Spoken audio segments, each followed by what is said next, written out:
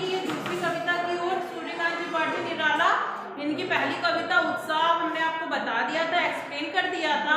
आज हम इन्हीं के द्वारा रचित दूसरी कविता जो आप देख पा रहे होंगे ब्लैक बोर्ड पे लिखा है अट नहीं रही, इसका एक्सप्लेनेशन आपको हम समझाएंगे।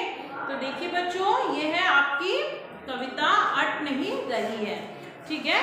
तो अगर साधारण बोलचाल के शब्दों में हम कहें कि अट नहीं रही है, इसका मतलब होता है कि समा नहीं रही, यानी कोई ऐसी वस्तु, कोई ऐसा चीज जो कि अट नहीं रहा है, मतलब कि वो पूरी तरह से उस सांचे में समा नहीं रहा है। तो अब कवि ने यहाँ पर क्या चीज इंगित करते हुए कवि कह रहे हैं, तो देखिए अट नहीं रही, वास्तव में ये फागुन मास, जैसे कि आप अंग्रेजी मत के अनुसार अंग्रेजी में महीनों के नाम पढ़ते होंगे जनवरी, फरवरी, मार्च, वैसे ही हिंदी मत के अनुसार जो फागुन का महीना होता है उसी को यहाँ पर कवि ने अपना उद्देश्य बनाकर इस कविता को लिखा है।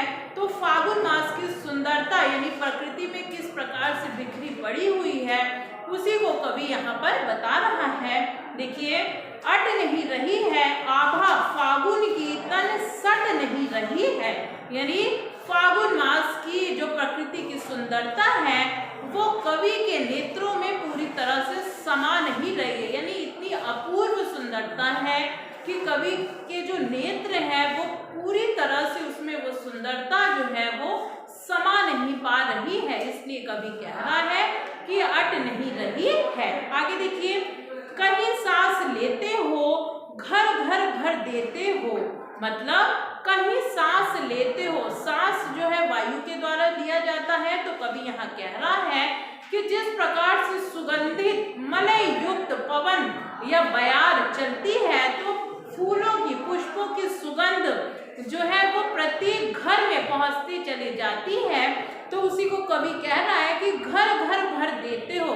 अर्थात कहने का आशय यह है कि वो जो सुगंधित मलय वात चलती है, यानी पवन चलती है, वायु चलती है, उसकी सुगंध एक घर में नहीं वरन प्रत्येक घर जो है वो सुगंधित हो उठता है, महक हो उठता है। आगे देखिए बच्चों, उड़ने को नभ में तुम पर कर देते हो, यानी कि उड़ने के लिए जो नभ है, आकाश है, उसमें विचरण करने के लिए पक्षी जो है वो अपने पंखों को फैला देते हैं, उड़ने के लिए व्याकुल हैं और पर कर देते हो, अर्थात उनके पंखों में इतना ज्यादा तुम साहस या ताकत या ऊर्जा भर देते हो कि वो पूरे नभ मंडल में विचरण करने के लिए बहुत ज्यादा व्याकुल रहते हैं। आगे देखिए, आंख हटाता हूं तो हट नहीं रही है, जिस प्रकार से आप कोई एक अप्रतिम सौंदर्य देख ले और उसकी सुंदरता आपके आंखों से, मतलब उस सुंदरता का प्रतिबिंब आपकी आंखों से हटता नहीं, वैसे ही कवि जो है यहाँ पर फागुन मास की सुंदरता के बारे में बयां करते हुए वो क्या कह रहा है कि आंखें हटाता हूँ, यानी अपने नेत्रों को उस सौंदर्य, जो सौंदर्य के प्रति वो आकर्षक हुआ चला जा रहा है उससे हटा रहा हूँ, लेकिन वो हट नहीं रही है।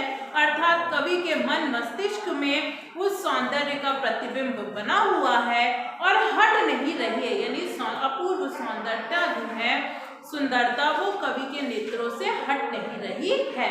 और पत्तों से लदी डाल कहीं हरी कहीं लाल, यानी फागुन का जब महीना आता है तो पत्तों से जो डालियां होती हैं वो भर जाती हैं, पत्तियां कहीं पर हरी हैं और कहीं पे फल जो हैं, फल फूल वो क्या है, रंग बिरंगे हैं, लाल पीले हैं, उसी को कवि बताते हैं। आगे देखिए, कहीं पड़ी है उर में मंद गंध पुष्प माल, उर का मतलब होता है हृदय, यानी कि जो इस तरह की सुगंध चल रही है वो हृदय से लेकर मन को पुलकित कर देने वाली है। पुलकित का मतलब होता है आनंदित।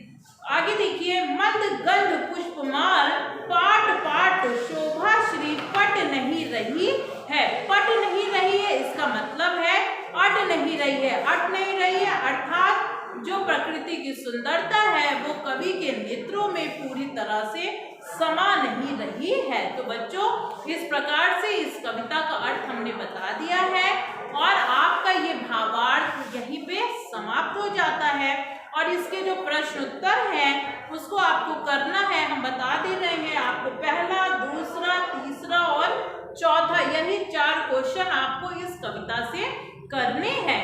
और उत्साह का जितना भी दिया है, 4 क्वेश्चन दिए हैं, वो आपको करने हैं। रचना अभिव्यक्ति नहीं करना है, लेकिन आपको इसको पढ़ना है क्योंकि क्वेश्चन कहीं से भी आपके एग्जाम में आ सकती है। तो इस प्रकार से सूर्यकांत त्रिपाठी निराला का जो पार्ट है, जो चैप्टर है आपके सिलेबस में दिया, वो यहाँ पे कंप्लीट हो जाता है। इसके अलावा अगर आपको कहीं कोई दिक्कत आती है तो आप ग्रुप में मैसेज करके पूछ सकते हैं बच्चों।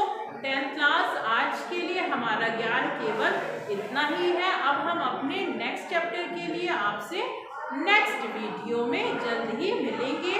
तब तक के लिए okay, thank you, good bye.